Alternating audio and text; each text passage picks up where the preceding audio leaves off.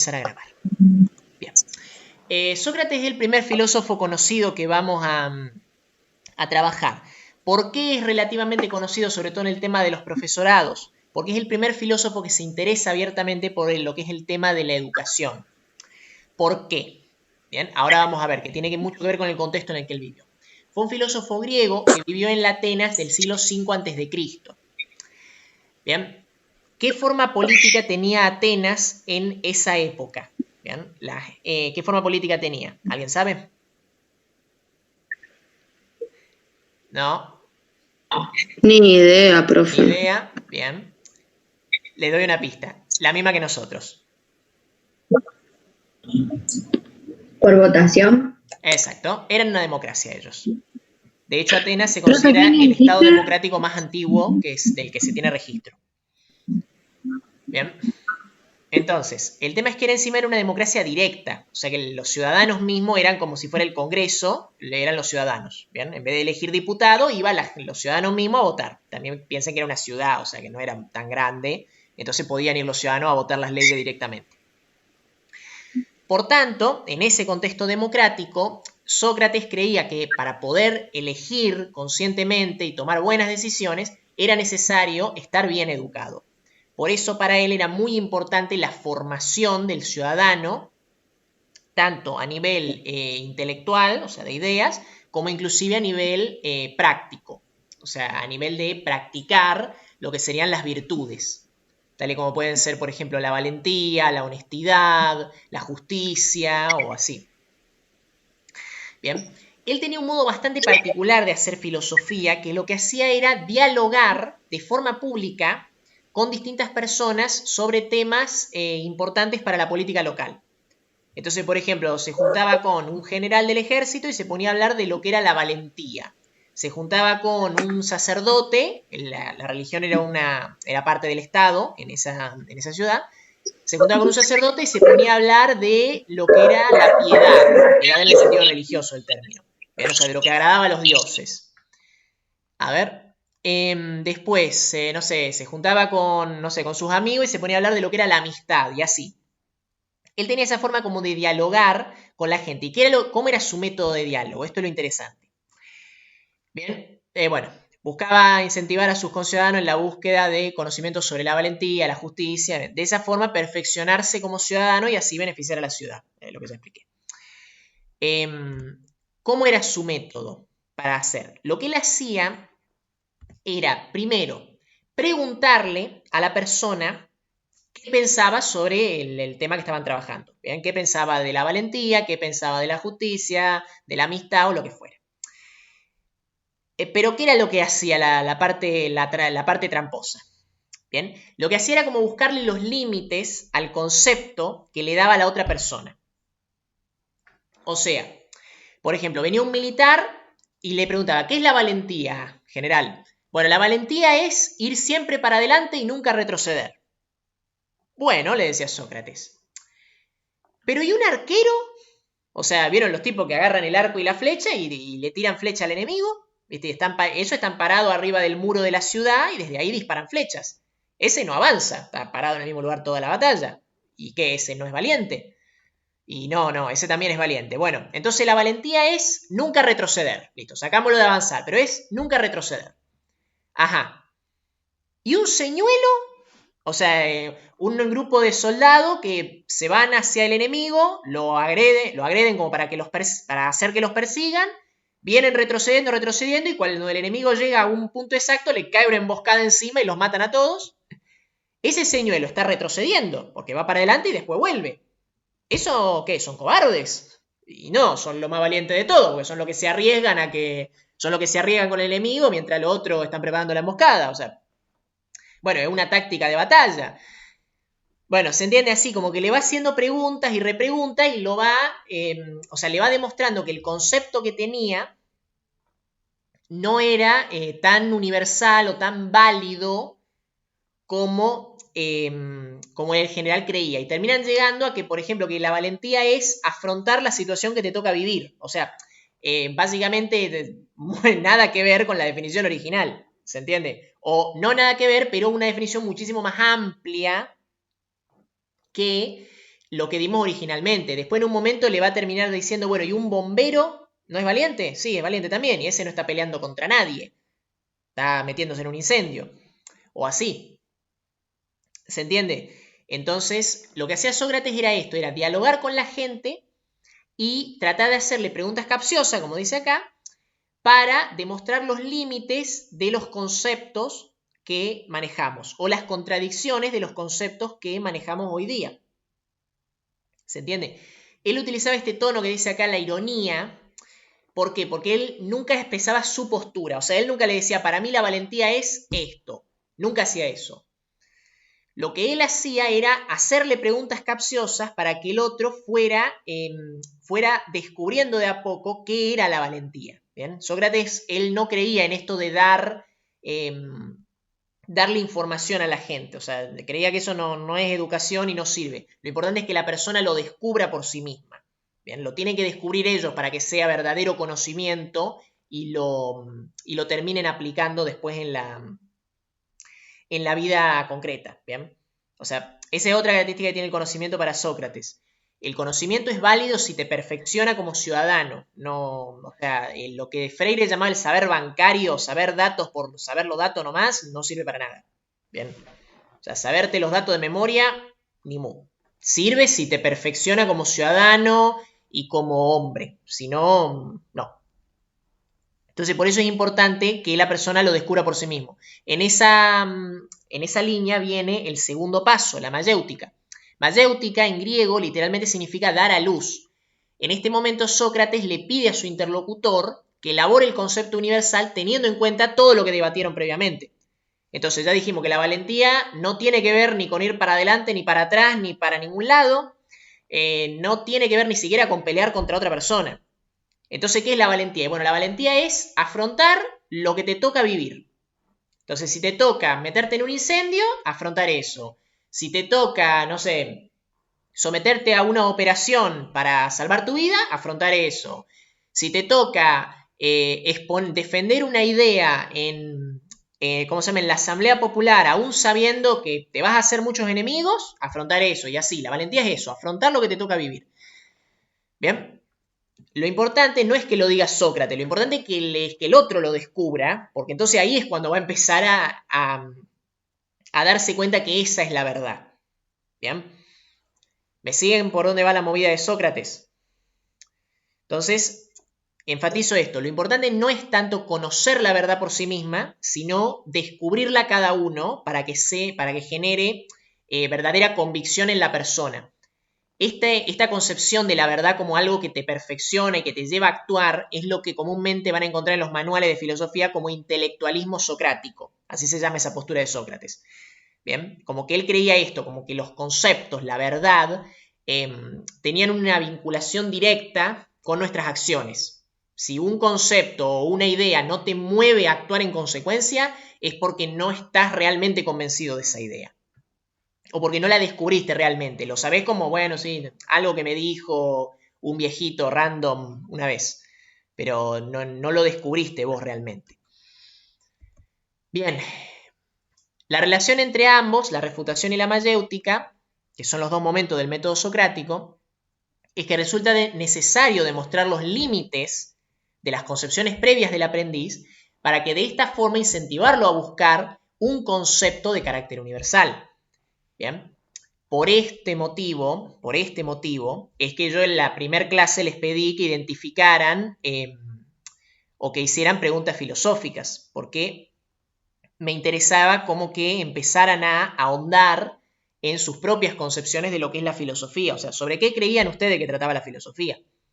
Bien, una vez que hemos puesto sobre la mesa eso, podemos empezar a trabajar sobre qué cosas trabaja la filosofía. Bien, ojo, la concepción previa del alumno no necesariamente está mal. De hecho, la mayor parte de las veces Sócrates reconoce que son correctas. O sea, que él dice, a ver, el soldado que avanza está bien, es valiente. No es que sea erróneo. Es que el concepto que me estás dando es muy restringido. Está dejando gente afuera que también es valiente. Como el bombero, por ejemplo.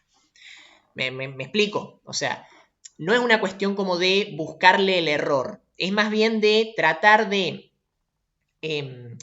tratar de ver si ese concepto que tenemos es verdaderamente aplicable a todos los casos. ¿Bien? Después Sócrates va a trabajar, por ejemplo, con cuestiones como la piedad, o sea, aquello que agrada a los dioses, o no sé, o la justicia, ¿bien? El orden correcto para la sociedad, o así. Bien. ¿Qué caracteriza a una definición? Bien, este concepto universal que está buscando Sócrates, que te va a perfeccionar como ciudadano, ¿qué características va a tener? Primero, no debe ser ni muy amplio ni muy restringido.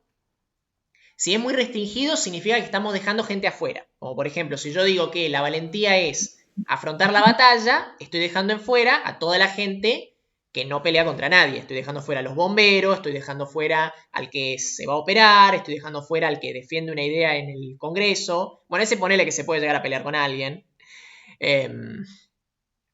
¿Cómo se llama? Spoiler, asesinato en el Senado de la Nación. Pero bueno, si la definición es demasiado restringida, dejo gente afuera.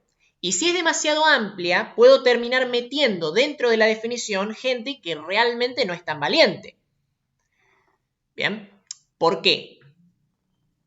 Porque si yo pienso, por ejemplo, una persona que, no sé, anda en moto sin casco y hace wheelie. ¿Vieron wheelie que levanta la rueda delantera así? ¿Esa persona es valiente? ¿Es valiente o es imprudente? Que es otra cosa. Buena pregunta. Entonces, una definición demasiado amplia podría terminar metiendo dentro del concepto gente que propiamente no es valiente, que más bien es imprudente, o sea que no mide el peligro. ¿Se entiende? Bien. Aplicación práctica a la escuela. Ustedes saben que en la escuela actualmente tenemos programas de integración, ¿verdad? O sea, tenemos alumnos integrados. Pregunta, ¿saben cuáles son una de las características de los chicos que padecen autismo? Bueno, una de las características del autismo es que el chico no identifica el peligro real. Algunos chicos autistas no miden el peligro real. Entonces, ¿qué hacen, por ejemplo? Se sientan en la cornisa de la ventana. Entonces, vos estás dando tu clase, te das vuelta para poner la fecha y cuando te diste vuelta está el chico subido a la ventana. Bien, entonces, cuidado, no, ahí hay que trabajar, hay que explicarle que no, que eso es peligroso, que se puede lastimar, bien, y demás, no hay que aplaudirlo, mirá qué valiente que es Juancito, no es valiente, no está midiendo el peligro, bien, se puede caer, o lo mismo el que corre en la escalera también, no es una cuestión de que es valiente o que es vivo o que se quiere divertir, no, es peligroso eso, porque se puede resbalar y se puede lastimar. Entonces, por eso es importante definir bien el concepto. Ahí creo que alguien estaba queriendo hablar, ¿no? ¿No? Bien. Bien, o sea, por eso es importante tener bien en claro qué cosa es valentía y qué cosa es imprudencia, porque nosotros vamos a tener que educar a los chicos en eso mismo. ¿Se entiende? Bien.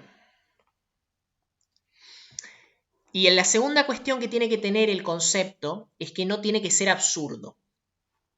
O sea, dar origen a afirmaciones contradictorias entre sí. Bien. El ejemplo, siguiendo con lo de la valentía, es que si definimos a la valentía como... A ver, un segundo que recuerdo bien cómo era. Sí, si definimos a la valentía como la defensa sensata de una... la defensa sensata de una posición militar, la defensa sensata en la batalla, ¿qué es lo que pasaba ahí? Sócrates le decía, a ver, vos me decís que la valentía es, o sea, que es una virtud, o sea, que es algo bueno. Y después me decís que es defender tu posición, la posición de tu ejército en la batalla. Ahora, yo te pregunto, tenés dos ejércitos, uno que claramente tiene ventaja y claramente va a ganar, y otro que claramente tiene desventaja y claramente va a perder. Pregunta, el que está en la posición de ganar, ¿está siendo sensato? O sea, ¿está analizando bien la situación y tomando una decisión racional, llamémoslo? Y ponele que sí, bueno, ese es valiente. Y el otro, el que tiene las de perder y sabe que va a perder, al sostenerse ahí en esa posición que sabe que va a perder, ¿está siendo sensato? Y no sé, ¿está siendo valiente? Y capaz que sí. Entonces como que terminás generando una contradicción interna. ¿Bien? Por eso le dice, a ver, esa definición de que la valentía requiere una, por así decirlo, una medición o un razonamiento en pos del beneficio personal, no sé si encaja también con lo que decíamos de que... con lo de que es defender una determinada posición. Entonces, o es un razonamiento que me lleva a tomar una decisión, o es la defensa de una determinada posición militar. Pero las dos cosas al mismo tiempo no puede ser porque es contradictorio. ¿Me siguen? Bien, o sea, hay que tener cuidado con los conceptos de que no generen contradicciones internas. ¿Bien? O sea, decir concepto... perdón. Otro concepto que no genere contradicción interna sería, por ejemplo, ¿cómo se dice esto? Sí, ya lo vamos a trabajar el semestre que viene, pero sería, por ejemplo, decir una ciencia empírica que llegue a conclusiones definitivas. Conclusiones definitivas que no puedan cambiarse nunca. Eso es una contradicción. ¿Por qué? Porque si en la ciencia lo que reina es el experimento, la comprobación con la realidad, entonces yo no puedo tener verdades definitivas que no son pasibles de ser sometida a prueba. ¿Cómo se llama cuando yo tengo una verdad definitiva que no estoy dispuesto a aceptar prueba en contrario? Eso se llama dogma de fe. Bien, las religiones tienen dogma de fe. No aceptan prueba en contrario. Profe, Sí, perdón, yo personalmente estoy perdiendo un poco el hilo de la clase. está bien. Eh, Así que para hacerme un concepto en mi cabeza, o sea, la definición tiene que ser clara para que a la hora de nosotras ser como futuras docentes, tener determinada definición para que los chicos puedan elaborar su propia definición por el camino correcto, por así decirlo. Sí, correcto. Y Y también no tiene que ser absurda. Perdón, decime, profe.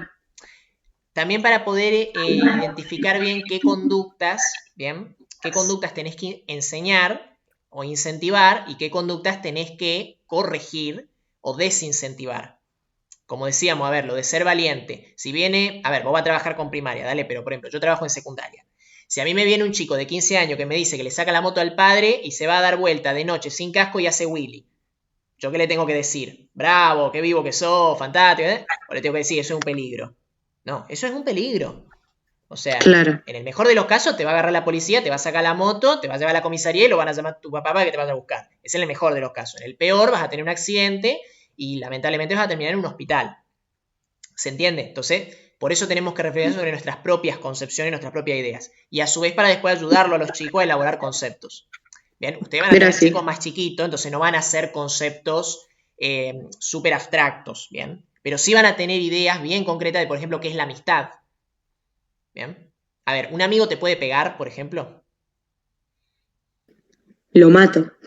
Bueno, es que ahí va el punto. Vos a los chicos les tenés que enseñar que los amigos no te pegan. Claro, ya entendí. ¿Se entiende? Cosas así. Porque, a ver, vos sos adulta, pero los chicos son chicos. Esa es la diferencia. Gracias, profe. ¿Se entiende? Cosas así, o sea, porque si no Profe, después le dicen soy tu amigo y por eso te puedo pegar y ahí arranca el bullying, por ejemplo. Vamos con un ejemplo más profe, concreto. una pregunta. Sí, Cambiando de tema, ¿usted está grabando la clase? por supuesto. Porque me anda un poco mal el wifi y se me corta en Ahí se le cortó. partes que... Ah, bueno, sí, está bien, está grabando, perfecto. No, pero fue muy gracioso porque dijiste, a mí me anda mal, se me y se cortó.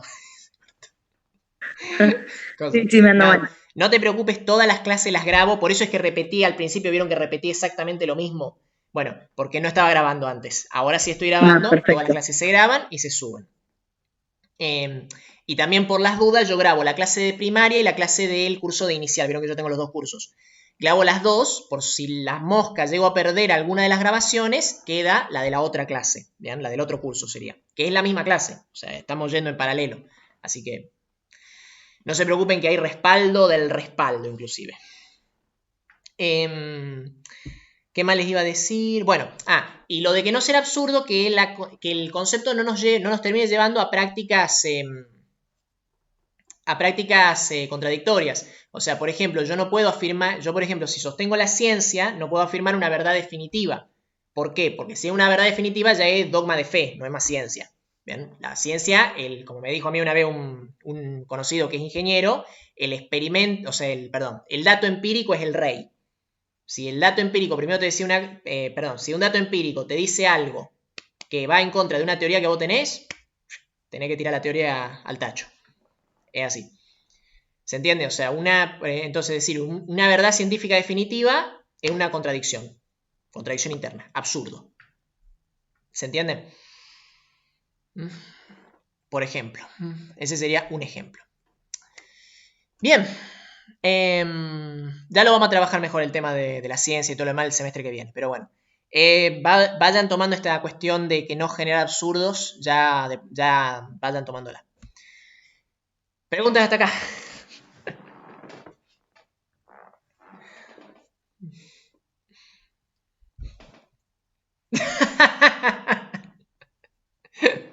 No, porque estoy viendo a una que justo se golpeó la frente así, entonces dijo, uy, no. No, es porque no me acuerdo que tengo que preguntar. Está bien. Yo sé que estos autores ya son un poco más abstractos, ¿sí? Por eso trato de bajarlo al caso concreto de la escuela. Sí, se me Che, profe. Sí. mató, arreglando. Perdón, ¿quién me estaba hablando? Perdón, no escuché bien. Yo, Jazmín, ¿quién le enseñó todo esto a Sócrates? ¿De dónde adquirió todo esto? Porque alto grosso, o sea, alto crack, pero todo era filósofo, pero o sea, ¿de dónde llega todo eso? No se sabe. Bárbaro. No, en serio. Sócrates, a ver, por el modo que él tenía, la idea que él tenía de la filosofía, esto de dialogar con el otro y así, para él, escribir no tenía valor alguno. O sea, vos no podés hacer filosofía en un libro. ¿Bien? Entonces, como para él escribir era algo que no tenía sentido, o sea, no era filosofía, vos podés escribir historia si tenés ganas, pero filosofía no, nunca escribió nada. Entonces no sabemos nada. Claro, Todo lo gracias. que sabemos de él lo sabemos porque sus discípulos escribieron lo que él hizo. Y lo tomamos de ahí. Sacando eso, no. Es más, inclusive hay historiadores que dudan de que Sócrates haya existido siquiera.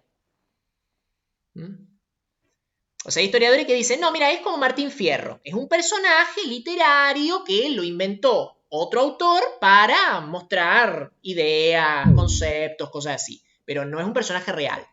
Hay personas que sostienen eso, por ejemplo. Está bien, bueno, respetable. Qué sé yo. El principal argumento para decir que Sócrates sí existió realmente es que hay varios autores que utilizan a Sócrates como personaje. Entonces, a ver, sería raro como que varias personas tomen justo el mismo personaje, no tiene sentido. Entonces es más probable que sí, que haya sido una persona real y...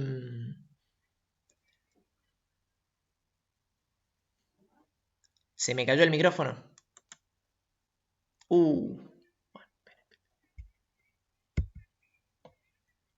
Hola, ¿y me escuchan? Hola, ¿y me escuchan? Ahora sí, perdón. Se me cayó el... Bueno, voy a cerrar el de la computadora porque está bien, se cayó la conexión de la computadora. No, nada, que bueno, eso de que Sócrates, como él consideraba que no podías hacer filosofía con un libro, es que nunca escribió nada. Lo que sabemos de él lo sabemos por sus discípulos que escribieron de él. Inclusive hay gente que llega a dudar de que Sócrates haya existido realmente. Plantean que era ponerle como Martín Fierro, un personaje literario que un autor usa para expresar su idea, pero sin ponerle su nombre. ¿Se entiende? Pero bueno, ¿De dónde aprendió todo esto? ¿Qué sé yo? ¿Sabés cuál es el tema? No es de dónde aprendió, es que justamente viene Sócrates y te va a decir, lo descubrí. La mayéutica. De la reflexión. Es así, ¿viste? Es así. La filosofía tiene esos caminos como de que... A ver, yo estudié un poco de filosofía, no mucho tampoco, pero llega un punto en que te das cuenta que ningún autor... A ver, los autores te podrán enseñar lo que ellos pensaron, pero ningún autor te va a poder enseñar lo que vos realmente pensás. Vos tenés que descubrir lo que vos pensás.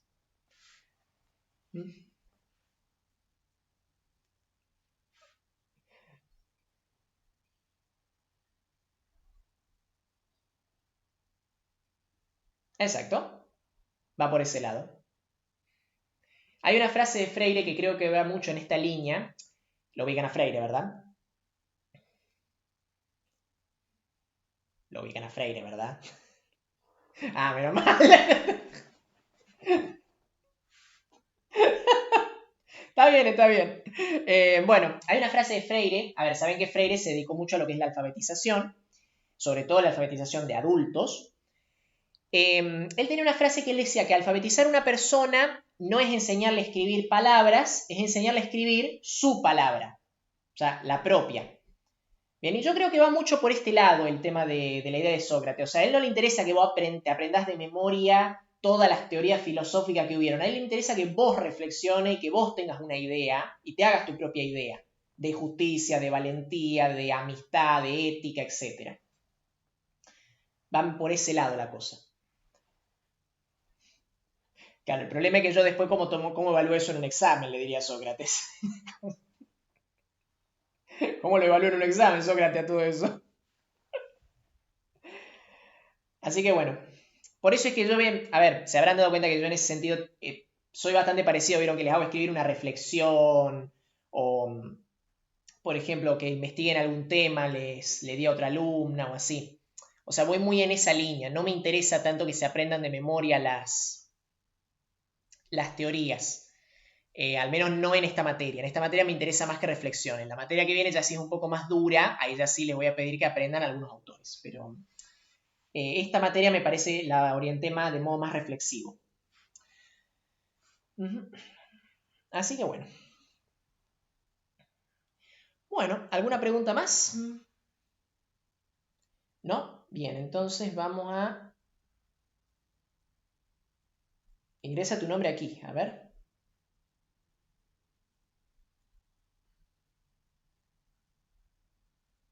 Escribir un mensaje. No, no quiero escribir un mensaje. Ay, no, cualquier cosa puse. No, les quiero compartir mi pantalla y no sé cómo hacerlo. Acá con el celular sí que no sé cómo hacerlo.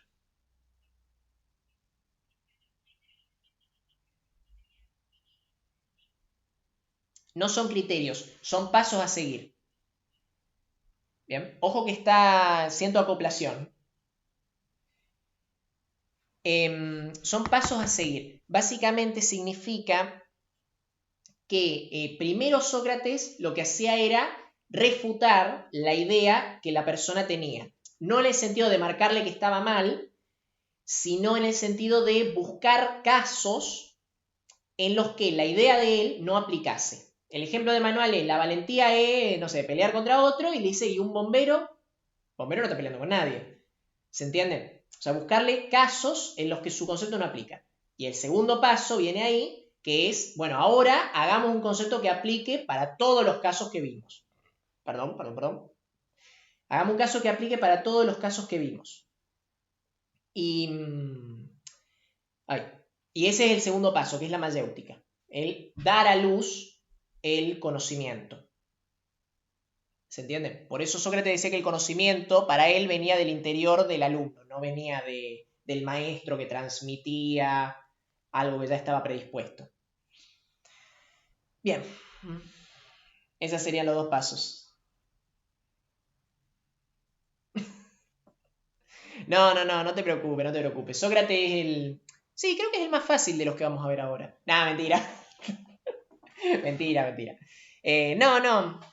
Sócrates tiene eso como de que es... A ver, Es un autor que tenés que saber entenderlo, porque la mecánica de trabajo de él, de esto de dialogar, de hacer que el alumno dé a luz, todo esto no es fácil de entender. Bien, yo personalmente a Sócrates lo terminé de entender, sí, 2 años después de que terminé de estudiar filosofía. Más o menos. Sí, bueno, no, por eso. No se preocupen, no voy a ser exigente en el examen con el Sócrates, no se preocupen. Así que bueno, ese es Sócrates. La semana que viene vamos a trabajar a su alumno, Platón. Platón es el del amor platónico, el amor ideal. El mundo ideal.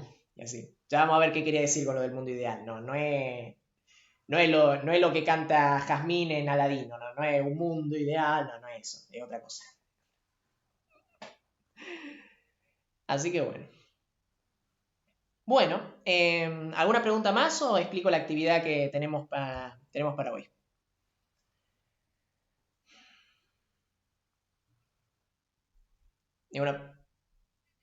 No más preguntas. Bien, vamos a explicar la actividad entonces. No se las puedo mostrar por la pantalla. A ver si esto ya volvió. No, sigo sin internet. Bien, se la explico entonces. En el Classroom está En el Classroom está Ay, ¿cómo se llama esto? Está este archivo con las preguntas y voy a subir la grabación, que sí se está grabando en mi computadora, porque lo que falló es el internet, pero no la computadora. En el Classroom va a quedar la grabación de las preguntas y todo lo demás en el video. ¿Bien? O sea, en el video que voy a poner en YouTube, en el Classroom, va a aparecer las preguntas. Tienen que responder 3 preguntas en base a lo que trabajamos en clase. ¿Bien? O sea, ustedes tienen que responder lo que creen que Sócrates diría o lo que habría que responder si nos parásemos en la idea de Sócrates. La pregunta 1 es, ¿qué criterios educativos podemos vislumbrar en el método socrático? O sea, por ejemplo, a ver, ¿creen que Sócrates sería un profesor directivista? De esos que entran, hola, buen día chicos, hoy es 15 de mayo del año 2020, vamos a empezar, descubrimiento de América, Colón llegó a América en 1492. ¿Sócrates daría ese tipo de clase? No creo. ¿Qué criterio educativo tendría Sócrates? Bien. Pregunta 2. ¿Cuál es el rol del docente según el método socrático? ¿Cuál es el rol del docente según el método socrático? Aquí en la pantalla aparece un pequeño error. Me aparece en segundo el método socrático. No. ¿Cuál es el rol del docente según el método socrático? ¿Qué rol tiene? ¿Es un dispenser de información que jalo la palanca y sale la información? No. ¿Qué rol tiene el docente en el método socrático? Tercera pregunta. ¿Cuál es el lugar del error en el método socrático? O sea, si yo cometo un error, ¿para qué sirve eso en el proceso de aprendizaje? ¿Tiene una función el error en el método de aprendizaje? Desde este punto de vista. ¿Qué creen que diría Sócrates? Este es el ejercicio. Así que bueno, me tienen que contestar, insisto, desde lo que aprendimos de Sócrates, pero no quiero, no quiero cita textual de la clase, ni cita textual de lo que yo dije, ni nada, ¿bien? O sea, quiero que ustedes reflexionen y que ustedes piensen qué creen que es lo que diría Sócrates, qué creen que es lo correcto en estos casos. Perdón, estoy ahí tocando una cosita. Bien. Bueno, ¿alguna duda sobre el ejercicio, sobre algo? ¿Nada? ¿No? ¿Ven? Hay una que me hace así con el dedo. Bien. Entonces, bueno, si no hay dudas, nos vemos la semana que viene con Platón directamente.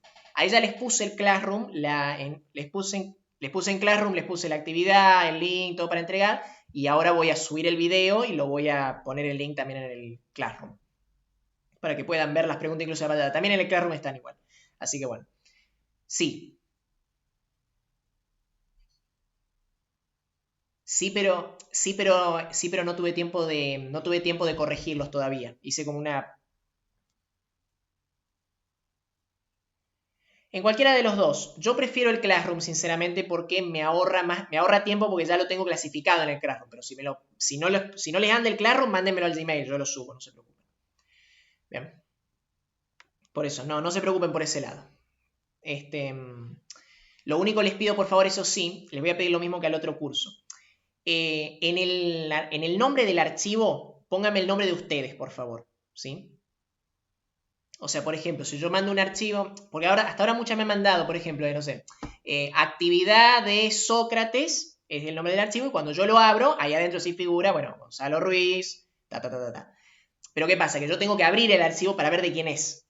Y claro, hasta que mi computadora abre el Word y todo lo demás, largo.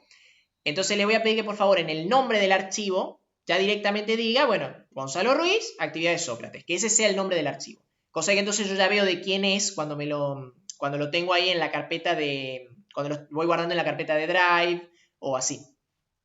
¿Me explico? Les voy a pedir por favor eso. Hola, estoy escuchando a alguien medio con interferencia. Bueno. Bueno, está bien. ¿Les podré pedir eso a partir de ahora, por favor? Si no hay mucha molestia. Bueno. Bueno, está bien. Les agradecería mucho por ese lado. Bueno, cualquier duda me la pueden hacer al mail de consulta, ya lo saben. Ese fue mi perro. Y nada, para lo que gusten. Sí, tenemos perro, es bastante grande y hace ruido cuando se mueve. Y está en el techo. Así que me asusté. Bueno, me asusté. Bueno, si no hay más dudas, nos despedimos hasta la próxima clase, el viernes que viene. No, por favor, gracias a ustedes. Chao, nos vemos. No, por favor, chao. Nos vemos.